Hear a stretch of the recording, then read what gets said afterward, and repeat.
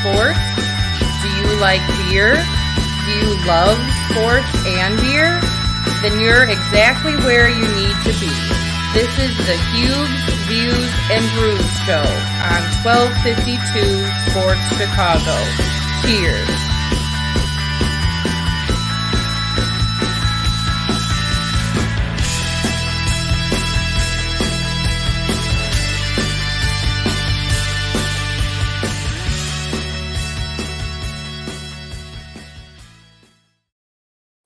Welcome on in another Monday of Huebs, Views, and Brews here on the 1252 Sports Network, and we appreciate you for jumping on in. And if you're listening on Spotify on Tuesdays or on Twitch or YouTube or on Facebook, welcome on in.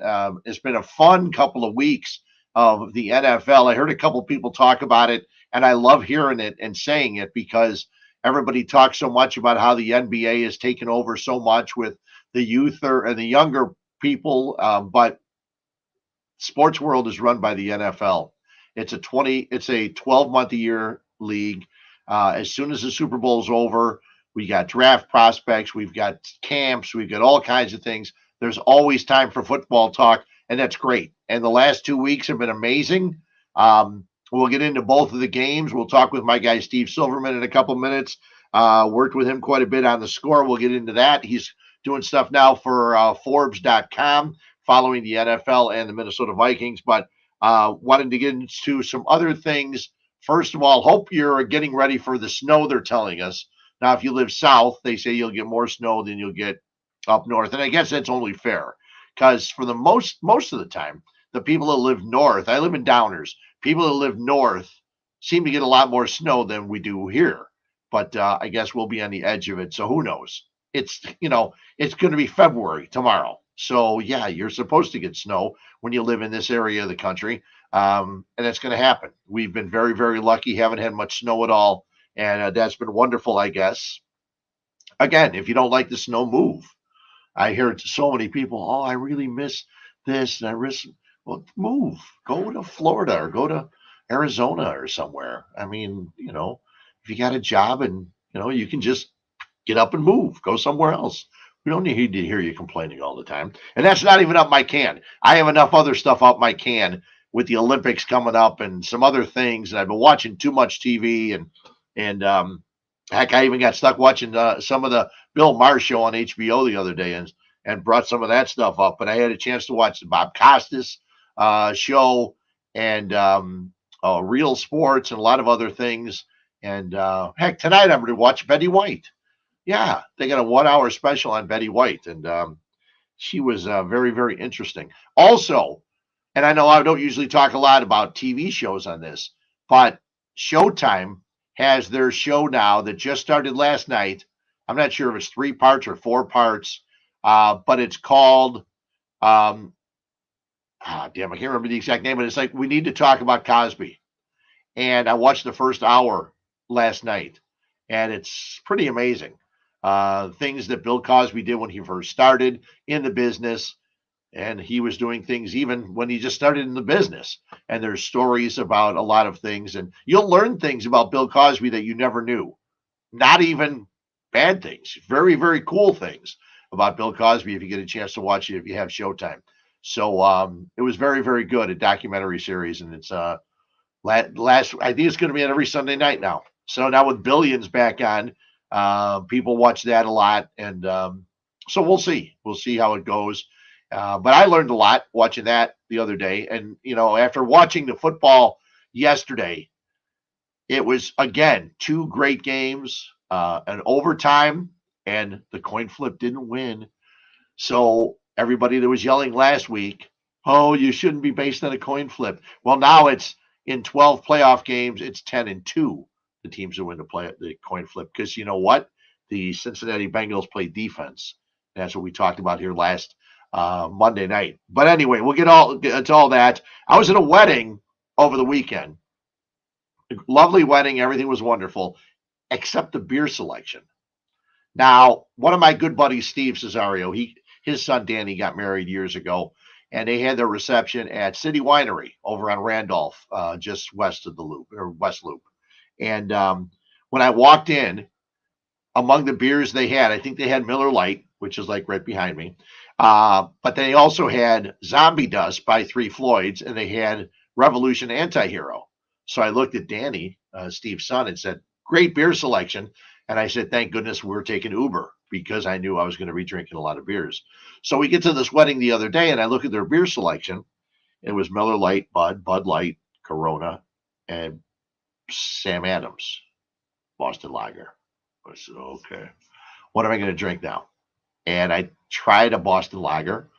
It's usually okay. Yeah, it wasn't something I was going to sit and drink all night. So then I ended up going to Captain and Coke and Jack and Coke, and none of it worked. Nothing like some good beers at a wedding. And I did dance one dance with my lovely Linda. And but today, because it is Huebs, Views, and Brews, I always drink a beer.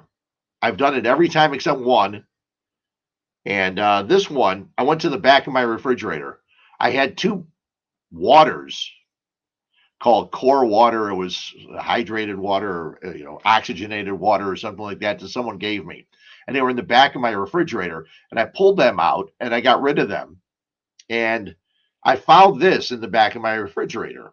It's a Pollyanna it's an American lager called Thinking with key lime added. Now I love key lime. That's why I bought the beer. I know I've had it before. So with craft beer, you can look on the bottom and they'll tell you when it was brewed.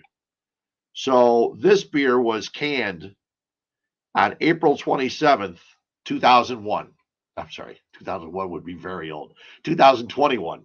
And so because it's a lager, it shouldn't be that bad. It should hold up. Guinness holds up for a long time, and lagers hold up a little bit longer. I've got some Miller Lights in my fridge that are about 3 years old. I'd probably drink those. Would probably taste just like they did before. So I'm going to try this as we go along throughout the course of the night. And this Pollyanna is a great brewery. They got places in Lemont and in St. Charles. And I have not been to their place in St. Charles, but it looks very, very nice. So let me take a sip of this, and then just pouring it, I can taste the key lime or smell the key lime. It's really cool. Key lime pie, one of my favorite desserts. And yeah, this is very good. Even though it was, I probably let it go a little bit longer than I should have. But when you buy so much beer, you can only drink so much. I only had one beer yesterday. I had one of my beers, the Huebner from Nick and Ivy. And because my brother wanted to taste it again, and my sister was here. My two brothers and one of my sisters was here, and my neighbor next door, the Packer fan I sat with, Jason, last week, he came over to watch the Niners.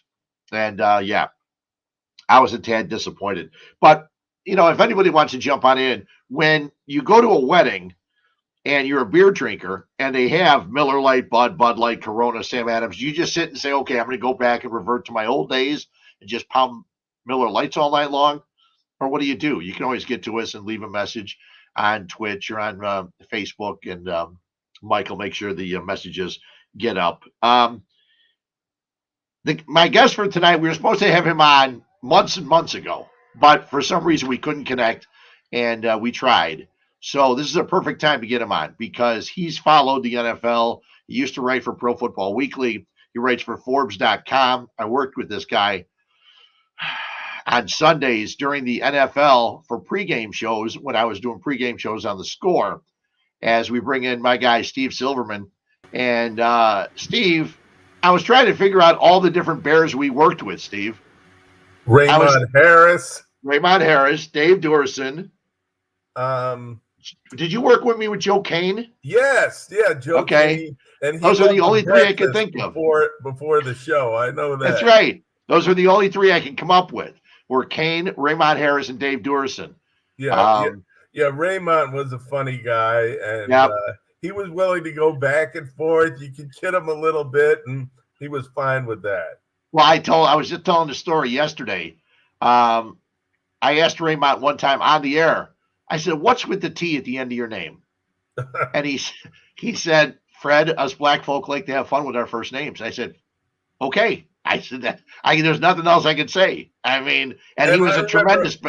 I remember one time one of us caught him in a mistake, and he goes, "Ohio State," so because he was an OSU grad, and Yep. he knew that the Buckeyes don't always have the greatest academic record, so he was willing to laugh at himself. But he was a great guy, and Yeah, he was a great guy. He was a great player for the Bears when he was here. And you want to talk about Bears road playoff wins? They got one in Minnesota, and Raymond was the key player in that game. So yeah, he was very, very good. The ultra back, as they called him back in the day. But yeah, we did pregame shows. I was telling some people the other day about it was 1990, right, when they were redoing Soldier Field. So we did all the pregame shows for home games down at Cam's down in Champaign. It was 2000. Oh, 2000. Okay. Yeah. 1990. Well, it seems like forever ago.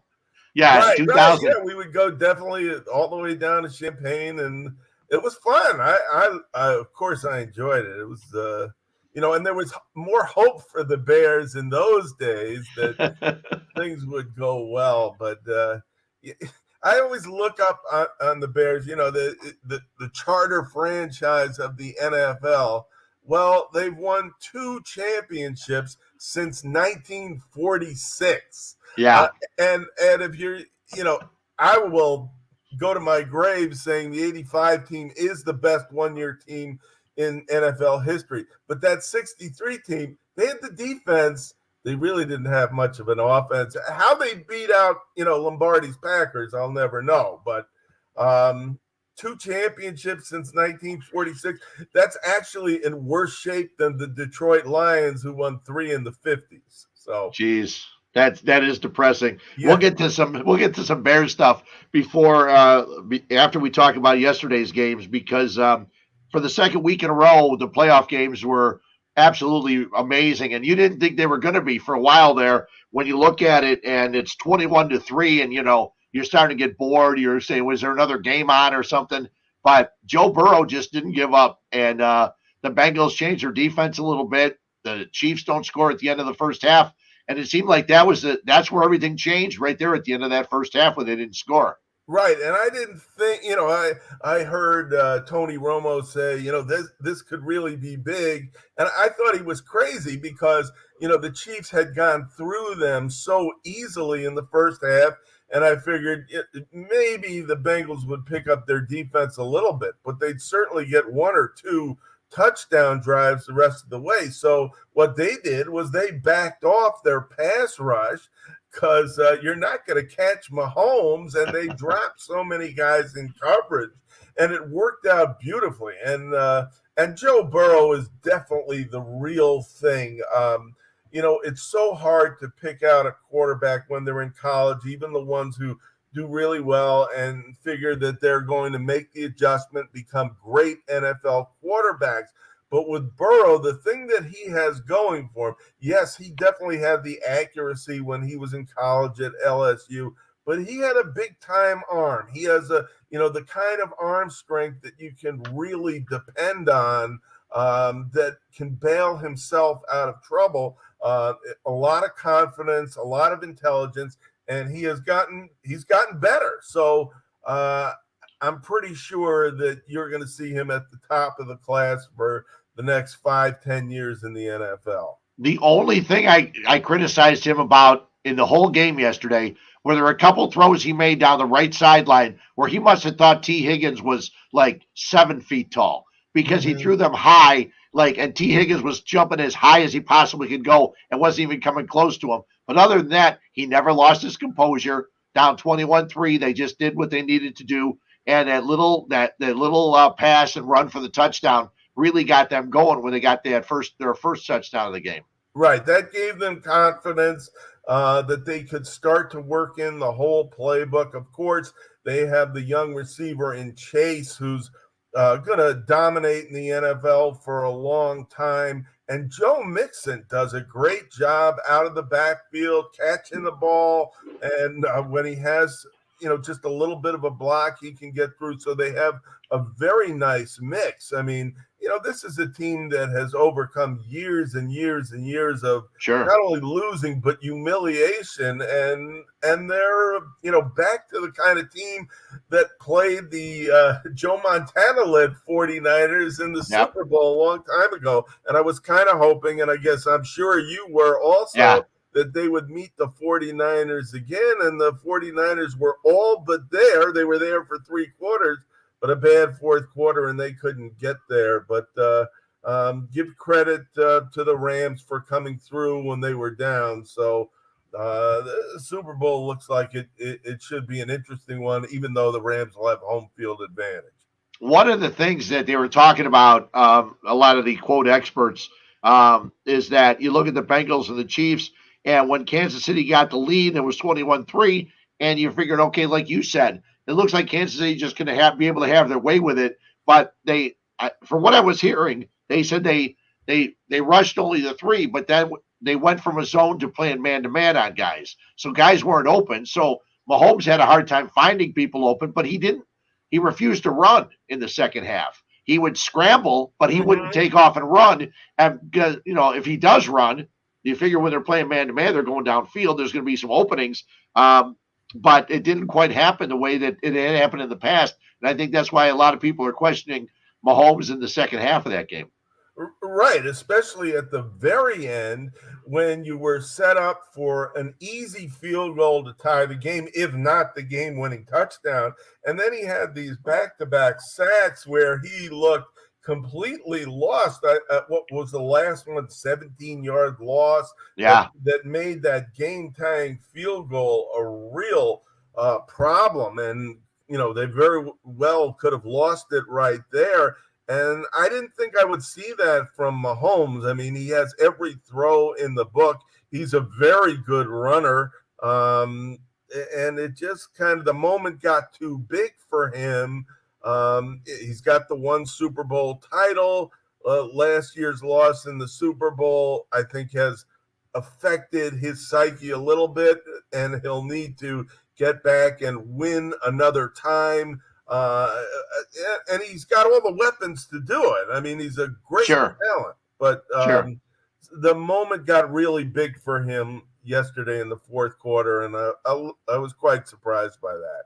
It's funny, after they beat the 49ers in the Super Bowl a couple years ago, as everybody in the media's want to do, they started saying this is the next franchise, the next dominating team of the decade and all that stuff. Now, they have been to 4 straight AFC championship games, but after losing last year and then not getting to the Super Bowl this year and all of the competition you have in the AFC, I don't know that it's going to be all that easy for Mahomes and them going forward, even though they do have all that talent. Right, even in that division, the Chargers with Justin Herbert, he's a guy who has greatness stamped on him. Now, certainly he has to grow into it, but that division is going to be awfully tough. And is Aaron Rodgers going to end up with the Denver Broncos? Yeah. The AFC West could be like it was decades ago when that was, the division, the most competitive division in the NFL. The AFC looks like the conference of quarterbacks these days. Well, and the thing is, too, I mean, Derek Carr's nothing to sneeze at either. I mean, he's one of the weirdest quarterbacks. From one week to the next, you're not quite sure what you're going to get. But I thought down the stretch this year, he played some great football. He did. Is he a championship level quarterback? Is he going to find a way to go one-on-one?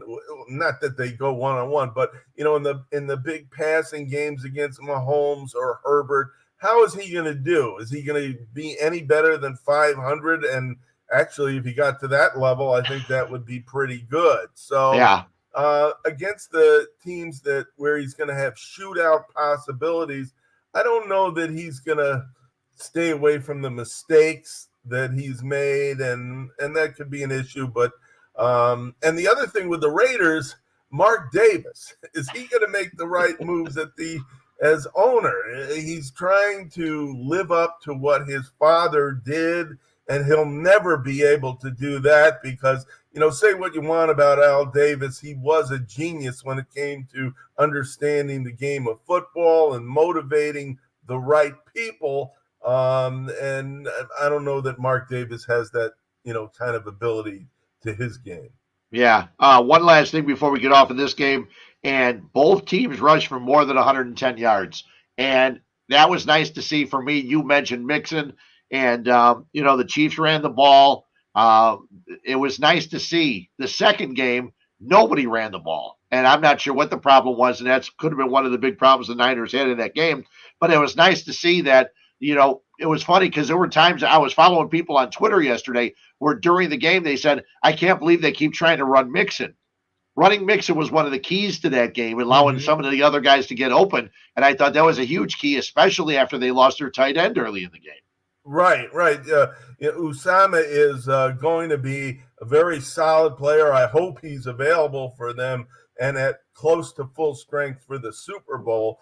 But when you have a running game and you have a young quarterback, that's the best thing to take the pressure off the quarterback. Quarterback is always going to have to make key throws, but if he doesn't have to do it on every snap of the ball, right, he's going to have a much better shot at it. And you could see the way Jimmy G struggled in the fourth quarter. He knew the pass rush was coming. I could see how nervous and anxious he was. If he had a little bit more of a running game, it might have come out a little bit different for him at the end of the game. Well, and they didn't try as we go to that game. The Niners and Rams, of course, my whole basement's Niner stuff, and I'm moving, so I'm starting to take everything off the walls, and I can do it now that everything's over. My brother said I could just get rid of the Niner stuff, and the basement at the next place would look nicer. I said, no, I don't think so. But I'm watching that game yesterday, and it was a different kind of game. I mean, neither team, the Rams had got down, and then they turned the ball over, didn't score early, and the Niners had their opportunities, but I made sure I mentioned how both teams in the AFC game both rushed for more than 110 yards. In this game, the Niners rushed for 50, and the Rams only ran for 70. Neither of them. And people talked about Cam Akers and Sony Michel, and then you had Elijah Mitchell, who got very few carries for the Niners. And when it goes back, I mean, we're going to talk about Shanahan in a second, but Debo didn't touch the ball in the last 12 and a half minutes of the game. The best player that the Niners have did not touch the ball in the last, and the fourth quarters when the Niners needed to have someone step up, and he never had a chance to touch the ball. And you'll remember that he took a brutal shot early in the game, and he may not have been at his best in the fourth quarter. And otherwise, you have to give him the ball. You have to find a way to get him the ball. Give him the ball and run with it, or as a receiver. He's one of the most interesting players in the NFL. And on the other side, I'm a little disappointed in Sony Michel. Of course, his whole NFL career has been a little bit of a disappointment, first with New England and now with the Rams. He's been on some good teams and he has a chance to win another Super Bowl, but he doesn't necessarily come through with consistency in the biggest moments. And, that could be a big problem for the Rams in the Super Bowl if they don't have that running game. Yeah, I agree. And I'm not a fan of Jalen Ramsey. I was hoping that the game would end with a pass to Debo and beating Jalen Ramsey because I'm just not a fan. I think he's an arrogant, pompous. I won't even go any further. And I can go further here, but I'm not. I just don't like him. And I knew the Niners could actually beat him. They had other receivers. They've used a bunch of other receivers throughout the course of this season. It's not been an easy season for them. They were struggling out of the box. Shanahan was getting criticized early. They tried going with Trey Lance. That wasn't working after Garoppolo got hurt. And for them to get to where they got was quite an accomplishment. Oh, they displayed a lot of toughness and the ability to overcome that really rough start. I mean, you looked at the 49ers and you think, oh, they're as bad as the Bears or the Vikings. But they had this degree of toughness to their game that they weren't going to sit back and take it. The defense started to play much better, and they gave Jimmy G just enough help to that he could stay in there and win games. They, had beaten the Rams in both regular season games, Right. and had a very nice winning streak against the Rams going into that championship game. And the bigger moments brought something out of this team, as opposed to the teams in the NFC North, the Bears and the Vikings, who, when they faced the bigger moments, they were either confused or just not ready to perform. Yeah. So I had a great deal of respect for the Niners. I wanted them to win, as I alluded to before, more because of the toughness that they had shown all season. I thought they deserved it. And, being able to go to Green Bay and come away with a win, that's punching quite a ticket right there. So, just that fourth quarter thing didn't work out for them. And of course, you have to be able to hold on to an interception when Oh it my hits God. you right in the stomach, that would have won the game for them. Rex Ryan had the best line. He goes, he could have put his hand up and called for a fair catch. It was like the ball was just up in the air. It was the easiest thing in the world, and he drops the ball. Now, he stood up after the game and took blame for it, and, that's great. That's a true professional. That's a wonderful thing, but you can't. I mean, they're up 17-14. They get the ball, get a first down or two, game's over. And, Right.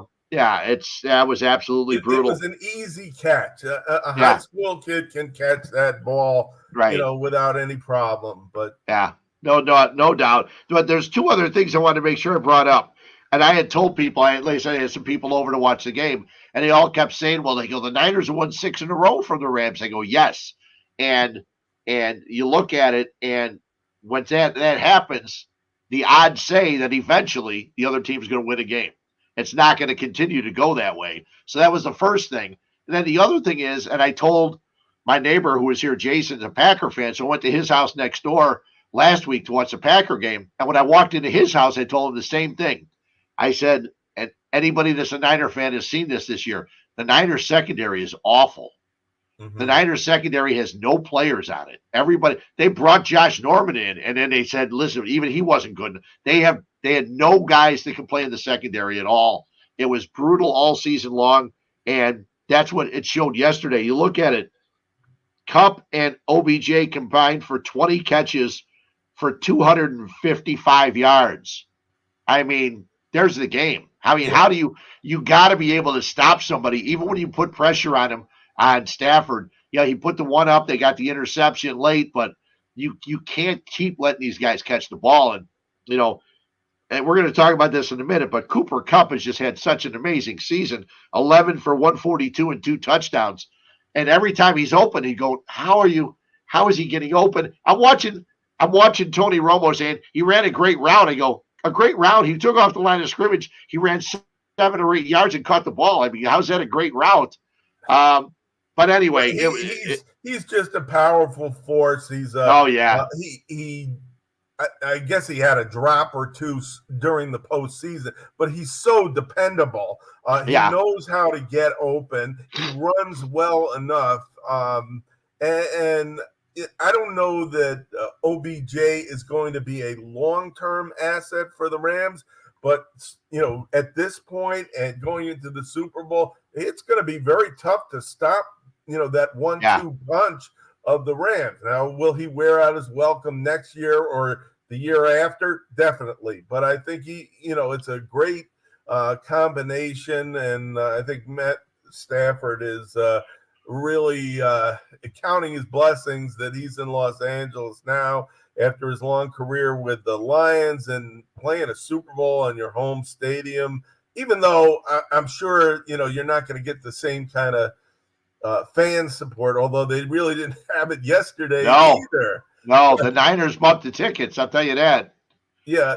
Well, and here's what I've heard, Fred, and you probably heard the same thing. If you're from Northern California, you hate Southern California. If you're from Southern California, you don't care about them. So, the amount of the boos that the Rams got on their own home field, was pretty amazing, but it could be expected with the Niner fans buying so many tickets. Yeah, unbelievable. Two other stats or things I want to bring up.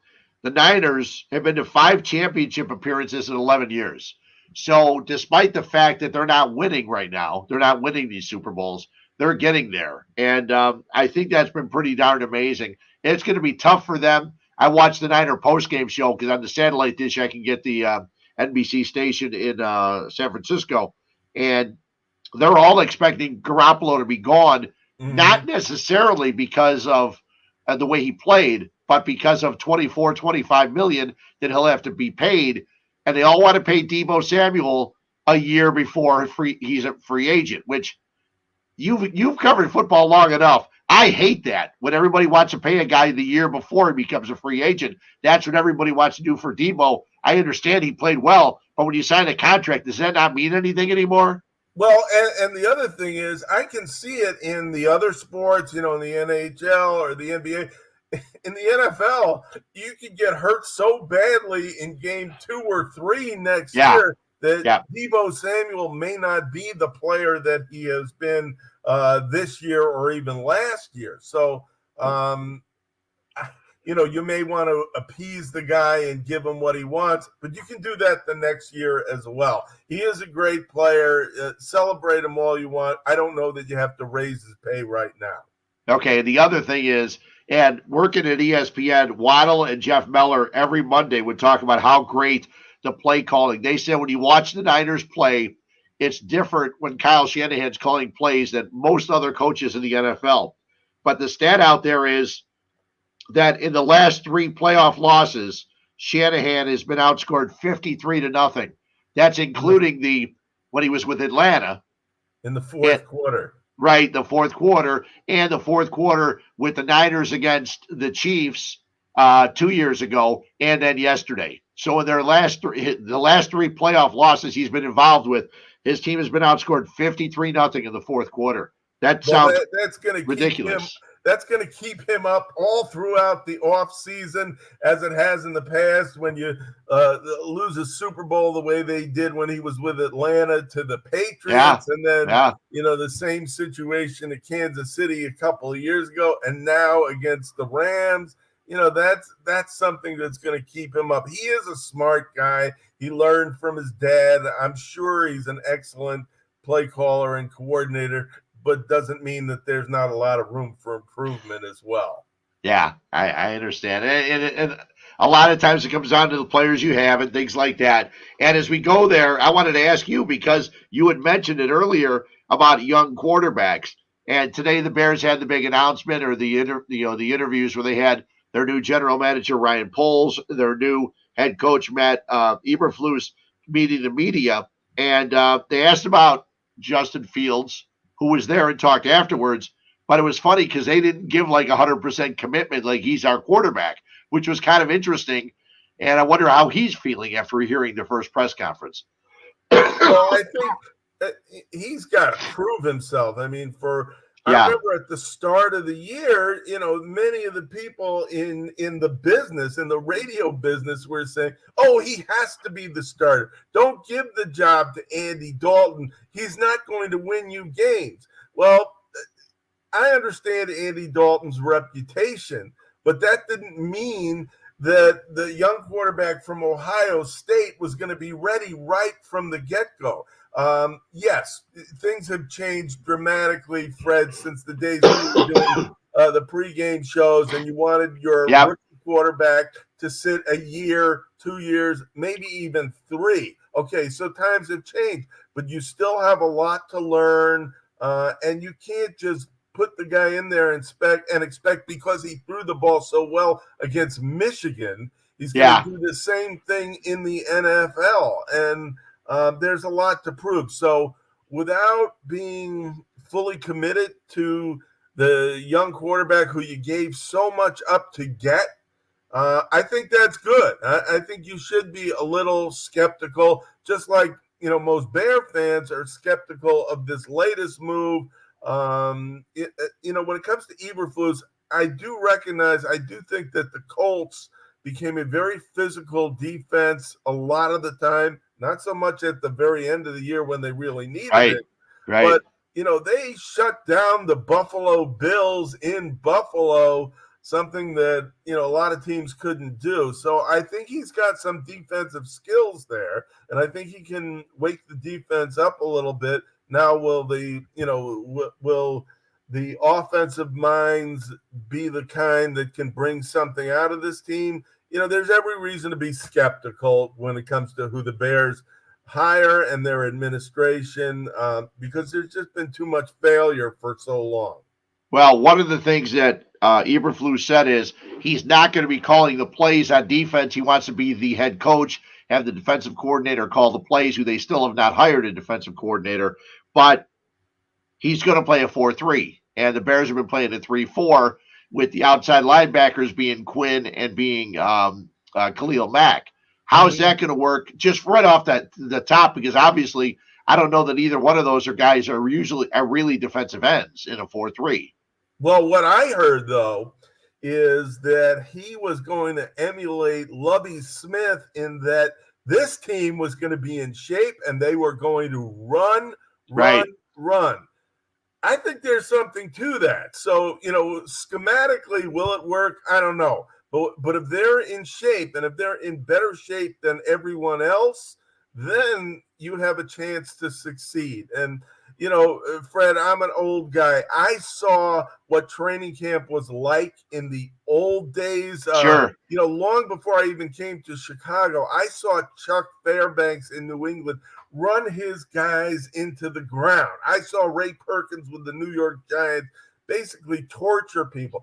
And I know for a fact that the games in September, way back when in the 70s and 80s, were better played games than we see now. It takes a month for guys to get into shape. So if he can get his team into shape and, infuse a little more toughness into this team than they've had before, the scheme may not matter.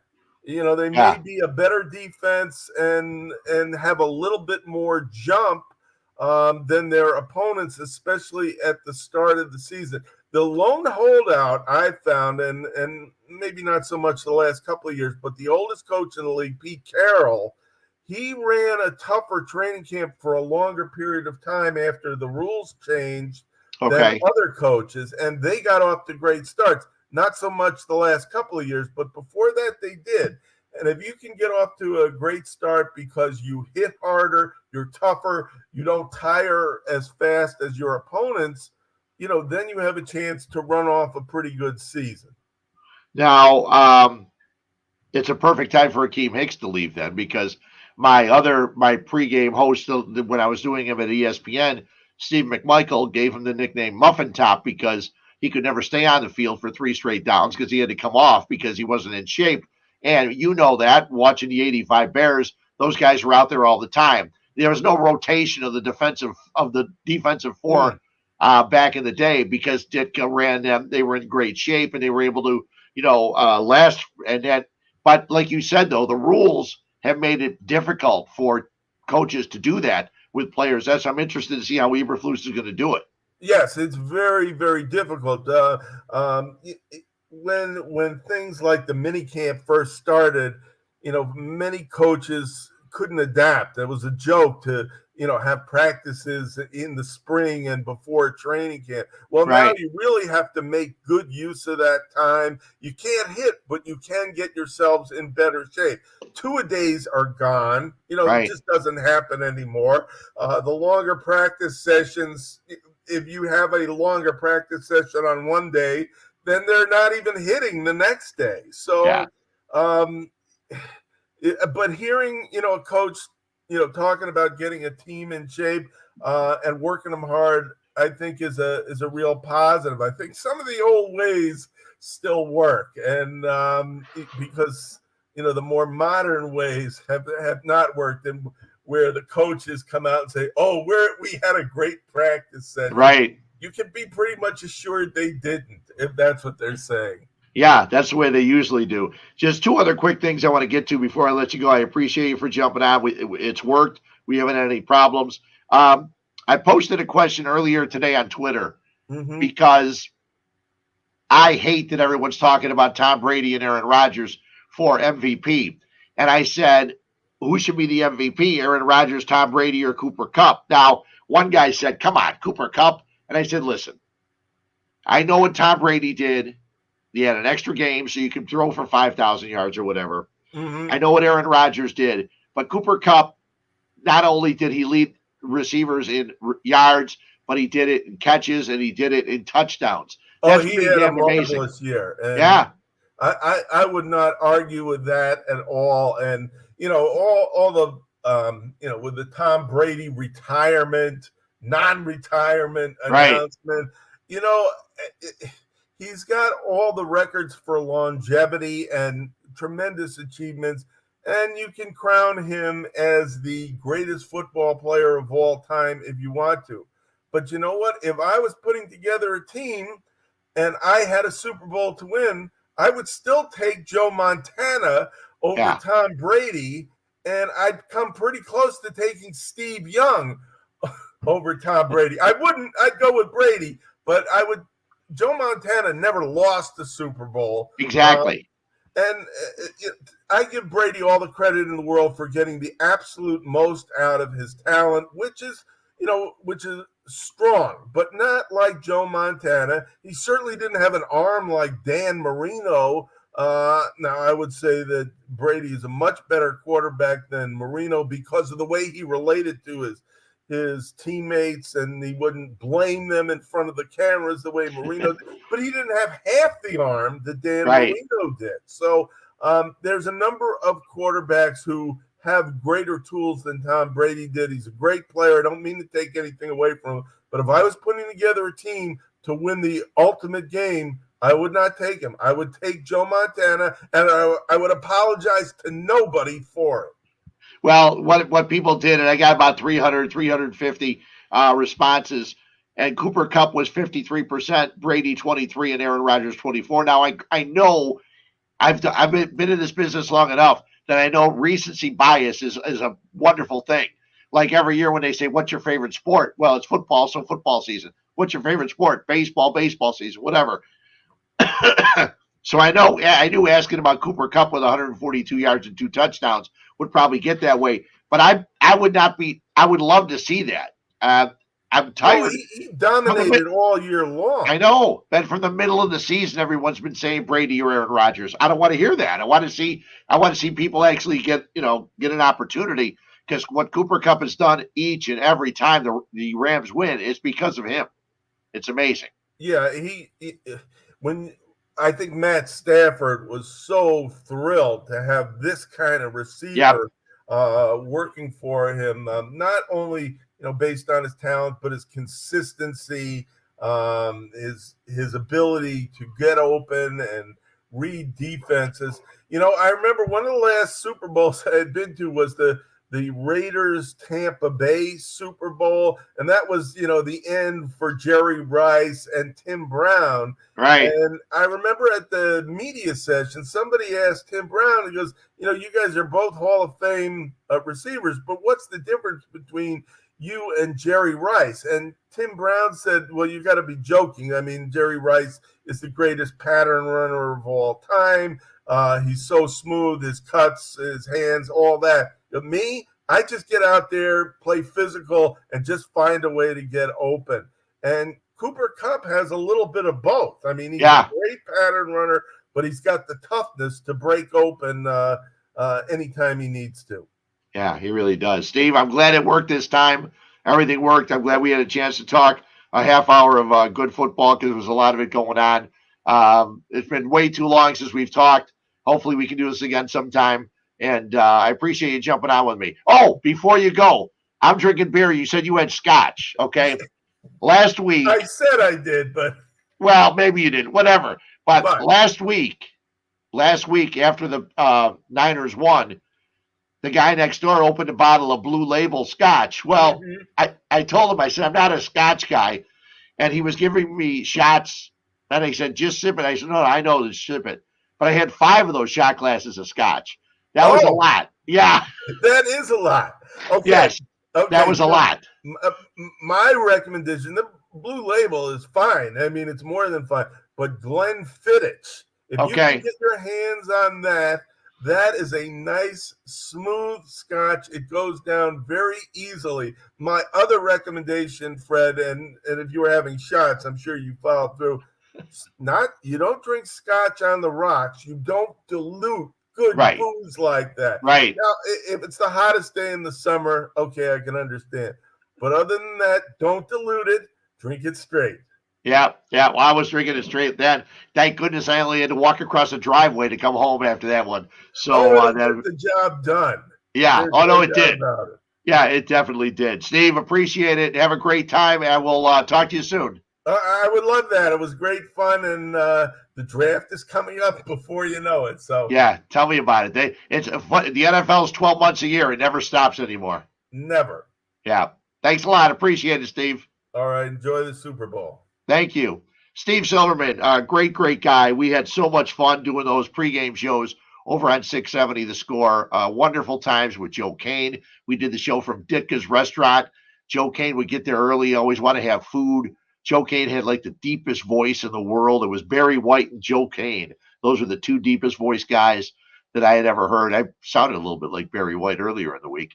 Before I talk a little bit about beer and some other stuff, let's take a quick listen to some of our sponsors, because they're the people that make sure we get these shows on the air on the 1252 network. Here you go.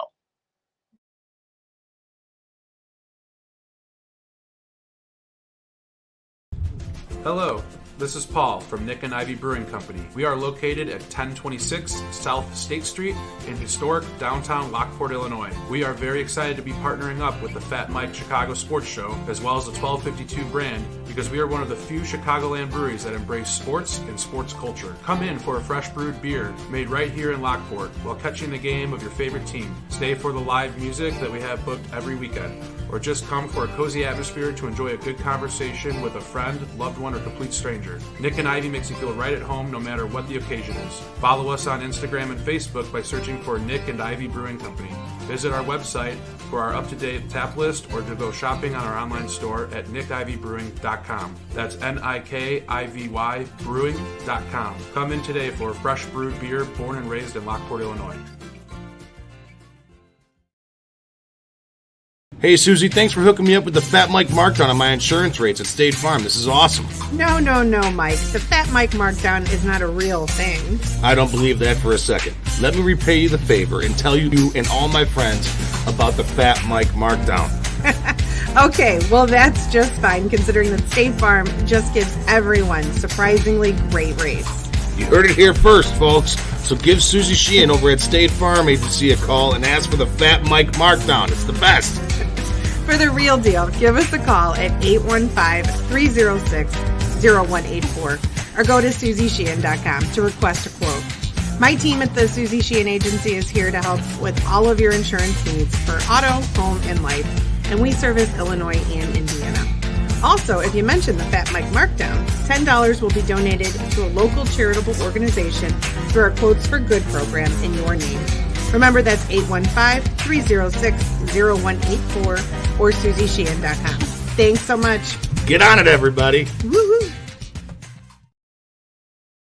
Hi, I'm Jonathan Darren, licensed real estate broker with Coldwell Banker Real Estate Group in Homer Glen. Are you looking to buy or sell? Have you been disappointed in the past? The Jonathan Darren team with Coldwell Banker Real Estate Group focuses on providing you with a concierge level of service during the process of buying or selling. We are a service-oriented team with a fresh and professional approach to selling real estate. Our goal is to combine knowledge, skills, and passion to exceed our clients' expectations, and most of all, we truly care. We are a knowledgeable real estate team focused on offering expertise and innovative solutions for our clients. The Jonathan Darren team has 5 full-service real estate brokers and a dedicated full-time marketer servicing all of Chicagoland. We will customize a detailed plan around your timeline for a sale, purchase, investment, estate, or other needs. Real estate transactions can be stressful, but don't need to be. Let us handle it for you. Visit our website, homesbyjdt.com, or call 708-308-1938 today. Expect better in real estate. Choose the Jonathan Darren team.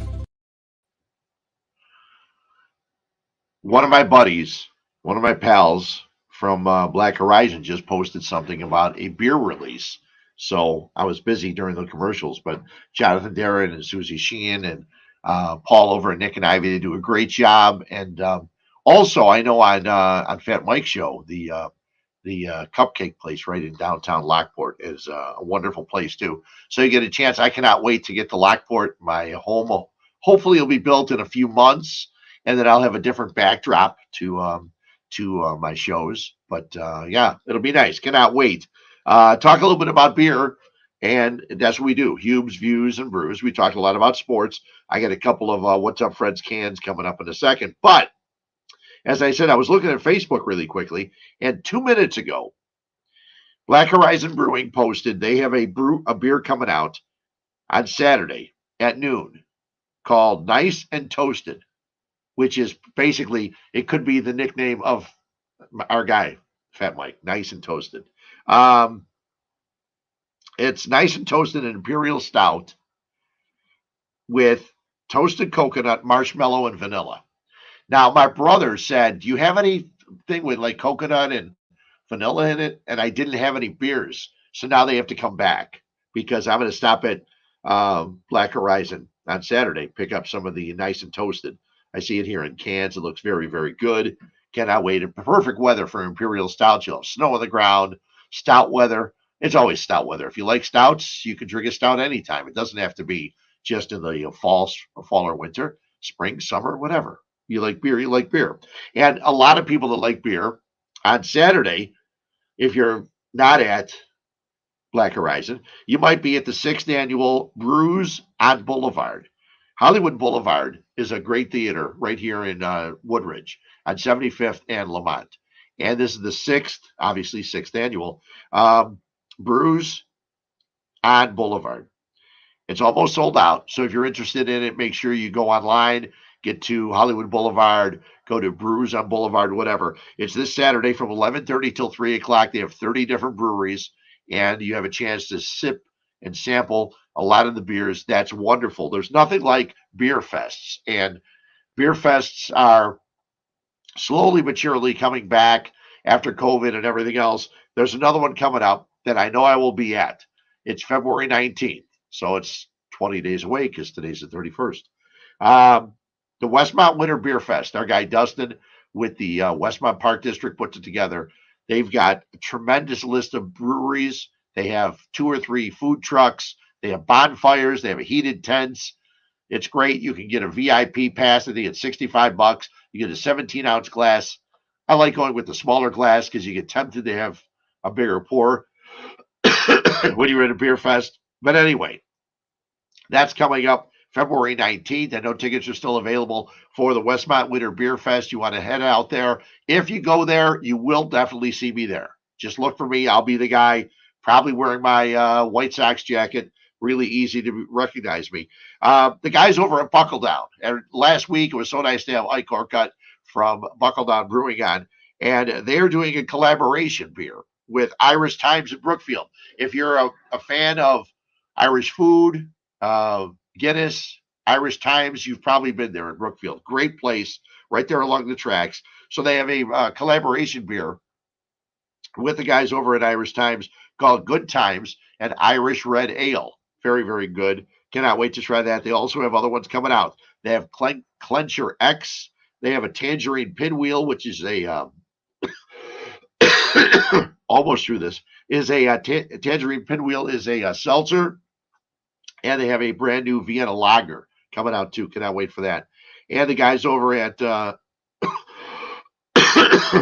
just a little cough.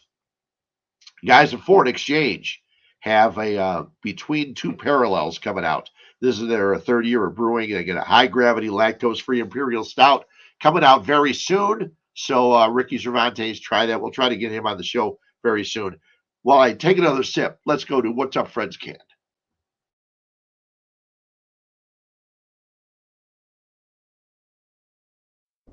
Well, maybe it's just because you're ugly. Ugly? You gotta be kidding me. Oh, come on! Time for What's Up Fred's Can on 1252 Sports Chicago.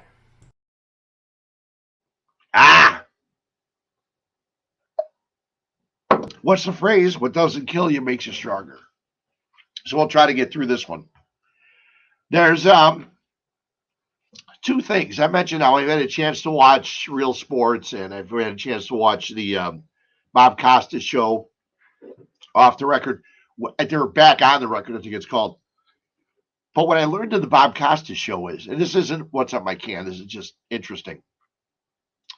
He had Al Michaels on. Al Michaels is 77 years old, and he has never had a vegetable. Never had a vegetable. Costas said, didn't your parents make you eat vegetables when you were a kid? He goes, no, they never did. So he has like steak or meatloaf or whatever and potatoes. He goes, potatoes is starch, not a vegetable. He goes, I'm good with that. But he won't even, if someone puts like asparagus or something on the plate, he sends the steak back. He said the juices might spill over. He wants no vegetables. Very interesting. He looked rather healthy for a 77-year-old guy, just eating meat and potatoes. People say they're meat and potatoes guys, and you don't believe them. But anyway, the Olympics are in China. And most of China, rather nice, I hear. But there's a part in northwest China where they are taking Muslim Uyghurs, they're calling them, these people that live in China. They are taking them and trying to change them, kind of like something that a guy did in Germany years ago. And since 2017, there have been more than 1 million Chinese people interned in 85 camps around China. And the U.S. and everybody else is just going over to the other side of China and playing in the Olympics. And they're going to do all this stuff, and NBC's got the contract and everything else. And on the other side of China, there's people being they're going to try to reteach them the ways of the world and the ways they're supposed to live. It's amazing because it's not the only time this thing happens. The World Cup is starting in November, and that's in Qatar. Now, Qatar is a place where they have tons and tons and tons of money, but they didn't have people that could build stadiums. What they did was they brought people in to build stadiums. And when the people came from other countries, figure they could build the stadiums and help build the stadiums and be the workers and construction workers, they took their passports. And then when they got to Qatar and they built the stadiums, they had them living like 7 or 8 in a room in barracks type living. People were dying. People were being sent back home in boxes. People could not get out. They could not just leave. But the World Cup, FIFA organization is like, yep, we're looking forward to it. We're going to change everything in soccer. We're going to do it from November to December because it's too hot in Qatar to have the World Cup. And apparently they just ignore all the people that died building the new stadiums. I'll be interested to see how that's covered when World Cup time comes up. And now this is weird for me because I'm not a political guy at all. And I'm not even considering this politics, because the part I'm saying is the country should just not go. How you as an organization decide to have the Olympic Games in a country where 1 million people are in internment camps? How can you go and play in the World Cup where they are doing what they did to the people who helped build the stadiums, these lovely stadiums that we're going to see all over TV next November and December? An absolute joke. Absolutely ridiculous. So that's my little, I rarely, if ever, talk about stuff like that, but that's up my can with the Olympics getting ready to start. And I'll be watching ski jumping and all that stuff. That'll be fun. The other thing, there are 3 different color commentators. The last 2 you heard yesterday, and the one you're going to hear on Super Bowl Sunday. There's Tony Romo, there's Troy Aikman, and there's Chris Collinsworth. Troy Aikman, throughout the course of the game, and I never had a chance. I did record the game. Maybe I can record and just go back and chart how many times. Like Joe Buck will say something, and he'll say, "Well, that's right, Joe. You're right, Joe. That's good, Joe." And Tony Romo, I posted this yesterday. If he says unbelievable one time, is that the only word he knew how to describe anything? And I know Carmen DeFalco played a clip from Tony Romo on his show today talking about something and trying to break down, because they were saying late in the game that maybe the Bengals should let the Chiefs score so the Bengals could get the ball back and all this kind of stuff. and Tony Romo didn't really seem to know what he was talking about. And I don't know. I think it's a bad thing. We talked about the passing of John Madden a couple of weeks ago, and man, oh man, that was fun. I don't know that we enjoy. I think of those three, Chris Collinsworth is a guy I would rather listen to. And we had a chance to listen to Chris Collinsworth and Al Michaels in the Super Bowl in 2 weeks. So we'll see. But I had a hard time listening to either one of the color commentators yesterday. And they weren't neither one very good, I didn't think. And I think I did see, if Mike wants to jump on, I think I did see a week or so ago someone say that the only sport that Jim Nantz should do is golf. That was you, wasn't it, Mike? Yes, that was me. Yes, I've said that for decades. Yeah, and I don't like him doing the NCAA tournament. I don't like him doing football. But the problem I had is I met the guy once. You know, I love Jim Nantz. I truly do. But I love Jim Nantz for golf. His voice just kind of lulls me. Yeah. You know, and that's great when you're watching golf, you know, nursing a hangover from the night before, watching Championship Sunday, and he just, hello, friends. And he just kind of rocks you in that mid-afternoon nap. I don't want to be in my mid-afternoon nap watching the game. He does it all the time. And I don't like him doing the NCAA tournament.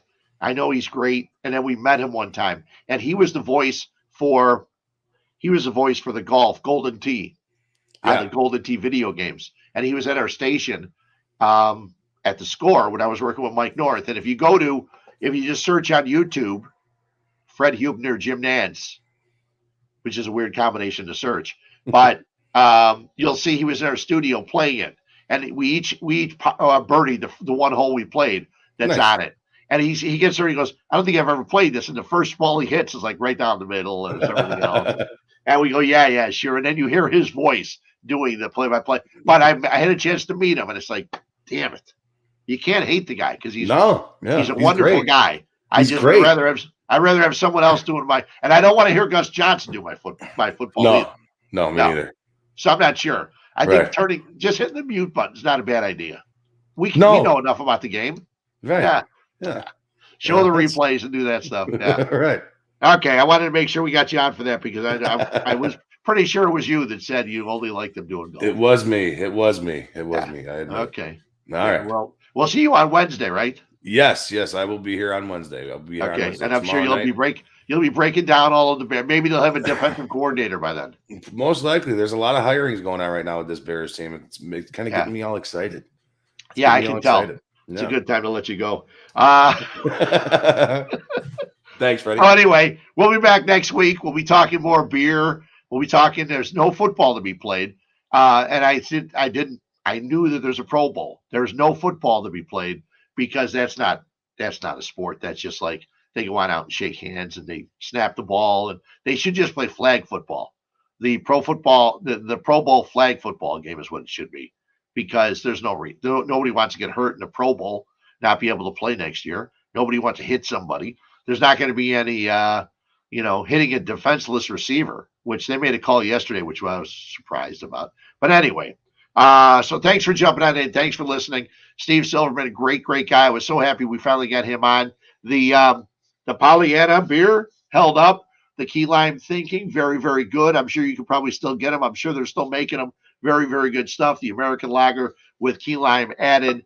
Lots going on. If you're heading out to the Beers or Brews on Boulevard, let me know. Message me. Let me know how things went on Saturday. I won't be there, but I will be at Black Horizon picking up some of that nice and toasted. So until next week, I can finally finish this and maybe have another one and try to calm this cold down or this cough or whatever it is.